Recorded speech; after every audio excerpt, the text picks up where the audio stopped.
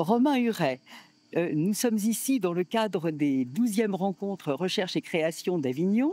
Vous êtes ici car vous êtes le président de l'EHESS, l'École des hautes études en sciences sociales. Vous êtes un des grands historiens en France du capitalisme américain et notamment de la Grande Dépression, des relations entre l'argent et la démocratie. Euh, Précisément, vous avez publié, il y a 2 ans, un livre qui a été remarqué aux éditions de la Découverte sur les millions de Monsieur Mellon. Un grand procès en 1935. Qu'est-ce que ce procès nous dit sur les relations entre l'argent et la démocratie? L'histoire de ce livre, c'est l'histoire d'un procès contre l'un des hommes les plus riches du monde, les plus puissants du monde.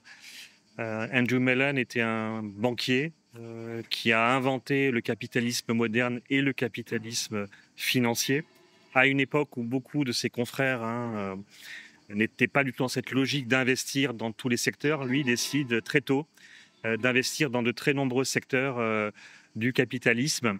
Et donc, il multiplie les portefeuilles, il multiplie les sociétés d'investissement, et il devient l'un des hommes les plus riches du monde. À cela, à ce capital économique extraordinaire, il ajoute un capital politique tout aussi important, puisqu'il devient ministre des Finances pendant 11 ans de 3 présidents républicains entre 1920 et 1931. Donc c'est sans doute, dans les années 20, l'un des hommes les plus riches du monde. Il a un carnet d'adresses unique dans le monde entier et il possède une fortune tout à fait considérable. Après la dépression, Franklin Delano Roosevelt, un président démocrate, décide de s'intéresser de plus près à ce qu'a fait ce président pendant 11 ans et se rend compte que ce mariage soi-disant glorieux entre capitalisme et démocratie dans les années 20 n'est pas aussi glorieux qu'il pourrait apparaître. Et en regardant de près, et notamment en regardant de près les déclarations fiscales d'Andrew Mellon, Roosevelt se rend compte qu'il a fraudé le fisc pendant qu'il était ministre des Finances. Et donc on a cet épisode qu'on a vu dans d'autres démocraties, d'un ministre des Finances qui n'a même pas respecté les lois qu'il a imposées aux autres contribuables. Et dans ce livre, je raconte le procès pendant 8 ans entre l'administration de Franklin Delano Roosevelt et cet homme le plus riche du monde. Et ce procès est l'occasion d'un débat public aux États-Unis sur l'accumulation de la richesse, sur le sens à donner à l'enrichissement de certains et à l'appauvrissement d'autres dans une démocratie. Et donc on voit très bien comment cette tension entre démocratie et enrichissement peut être très compliquée, mais à la fois il peut faire l'objet d'un débat passionnant. C'est ce que je raconte dans le livre. Et se terminer bien. Et se terminer bien. On va pas raconter la fin, mais il y a un terrain d'entente qui est trouvé entre l'administration Roosevelt et Andrew Mellon. Voilà qui fait écho quand même beaucoup aux actualités états-uniennes et ailleurs aujourd'hui. Autre chose fait écho aussi dans vos recherches. Vous avez travaillé récemment sur l'histoire de l'anti-intellectualisme aux États-Unis, un bel article dans Esprit. C'est une tradition, l'anti-intellectualisme aux États-Unis, et qu'est-ce qu'il y aurait de neuf aujourd'hui?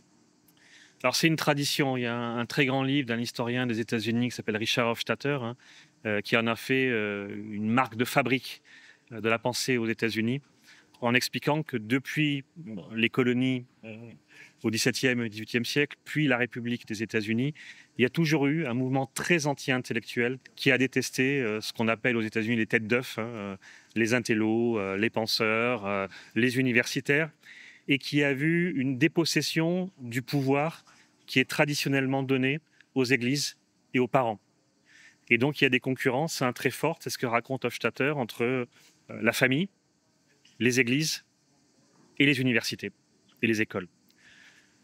Et Hofstadter explique que régulièrement, on voit un camp l'emporter face à l'autre. Et au XXe siècle, et au moment où Hofstadter écrit son livre, on a une fièvre incroyable d'anti-intellectualisme qui s'appelle le macartisme, puisque McCarthy a visé les universités. Et Hofstadter est très optimiste à la fin du livre en disant c'est la dernière fièvre.